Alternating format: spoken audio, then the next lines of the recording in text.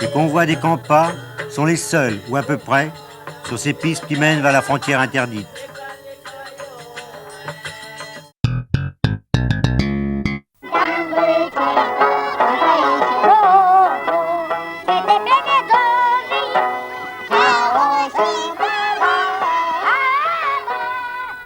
Mimang Langlou, prends les armes et insurge-toi, chantent les petits Tibétains, réfugiés en Inde après l'échec de la révolte en 1959.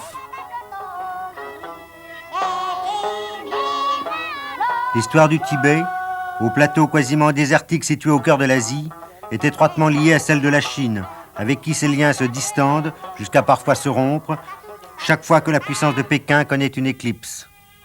Depuis 6 ans, l'emprise de la Chine s'est resserrée sur ce territoire, grand comme 2 fois la France, et plusieurs dizaines de milliers de Tibétains ont préféré émigrer à travers les frontières méridionales du pays pour chercher refuge dans les 3 royaumes himalayens du Bhoutan, du Sikkim et du Népal, ainsi qu'en Inde.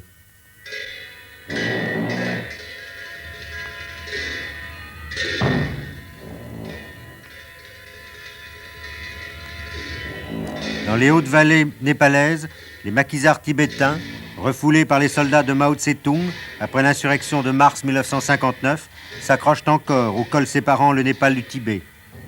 Ces chouans de l'Himalaya y mènent une vie cachée, retranchés en des lieux secrets, où nous avons réussi pour la première fois à les filmer. Filant la laine et tricotant, ils vivent en économie fermée, loin des pistes caravanières, à l'abri des yeux indiscrets. Ils attendent, repliés sur eux-mêmes, en priant le Seigneur Bouddha, qui enseignait aux hommes voici 25 siècles la voie à suivre pour échapper à la douleur.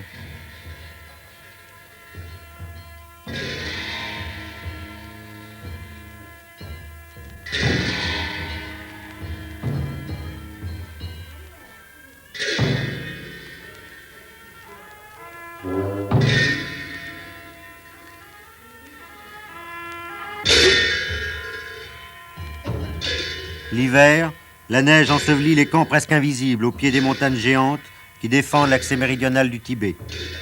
Sur les cagnats de pierres sèches, le vent soufflant du nord fait claquer les drapeaux de prière, emportant les incantations imprimées selon un rite très ancien.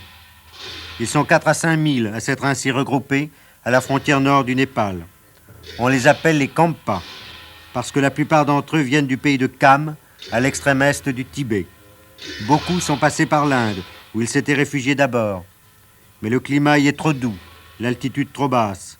Alors, ils ont rejoint dans le Haut-Népal leurs compagnons d'armes, qui s'étaient déjà organisés sur ce versant nord de l'Himalaya.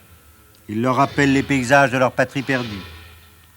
Le réseau des camps est soutenu par des relais installés au fond des vallées, d'où les convois de mulets, d'ânes et de yaks, ces aurochs de l'Asie, remontent par tous les temps le ravitaillement vers les crêtes où se cachent les derniers partisans du Dalai Lama.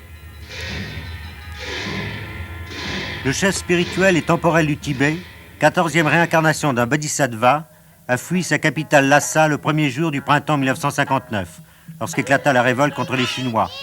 Il s'est réfugié en Inde, où le gouvernement de la Nouvelle-Delhi lui a offert une grande villa assise sur les revers méridionaux de la chaîne himalayenne. C'est là qu'il nous a reçus.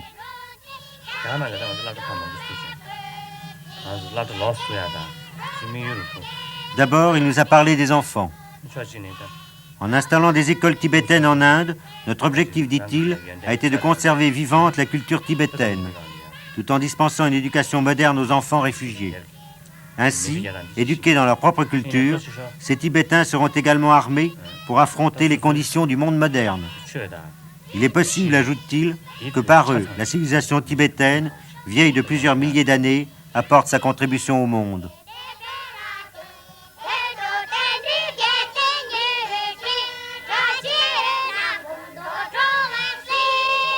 Un autre problème, angoissant, préoccupe le Dalai Lama. Les réfugiés. Ils sont, dit-il, 120 000 dans les pays voisins du Tibet. Parmi ces pays, il y a le Népal, où il y en a 20 000. Et ceux-là sont placés dans la situation la plus difficile, à cause de la difficulté des communications. Aussi, des secours n'ont pu leur être envoyés comme aux autres. Totalement privés de ressources, plusieurs centaines d'entre eux ont récemment préféré retourner au Tibet plutôt que mourir de faim. Une ou deux organisations internationales aident les réfugiés. Et maintenant, les Nations Unies viennent d'envoyer à Katmandou, au Népal, un représentant du Haut-Commissariat aux réfugiés.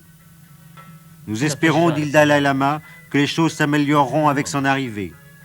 Mon plus grand souci, ici encore, c'est l'éducation des enfants de ces réfugiés.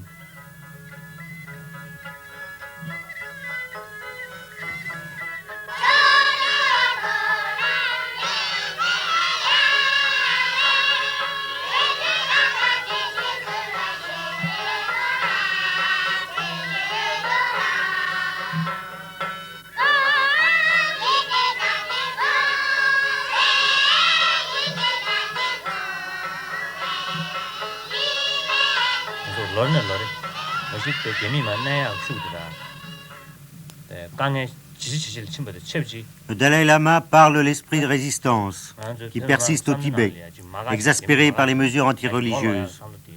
L'oppression peut être sévère, dit-il, et temporairement efficace, mais on ne peut réduire l'âme d'un peuple par les armes.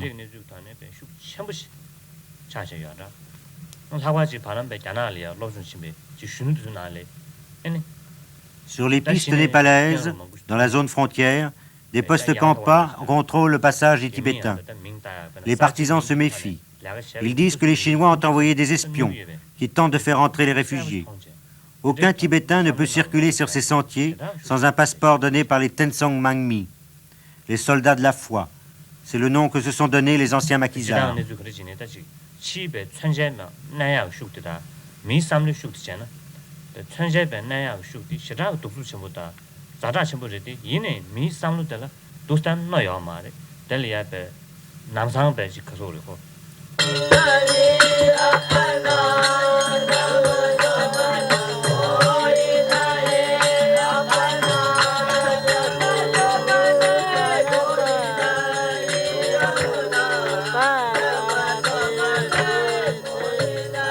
Les convois des Kampa sont les seuls, ou à peu près, sur ces pistes qui mènent vers la frontière interdite.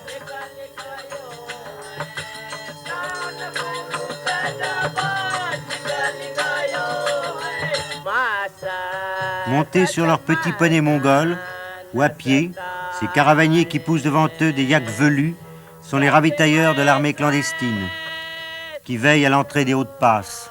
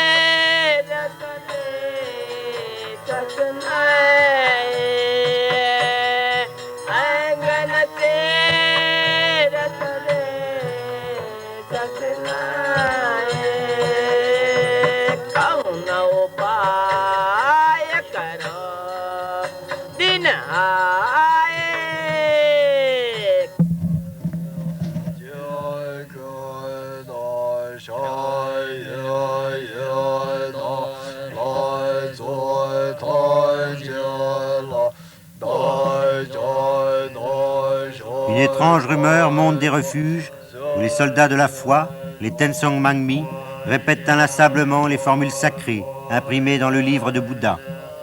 Ils leur enseignent la patience et le détachement de toute chose.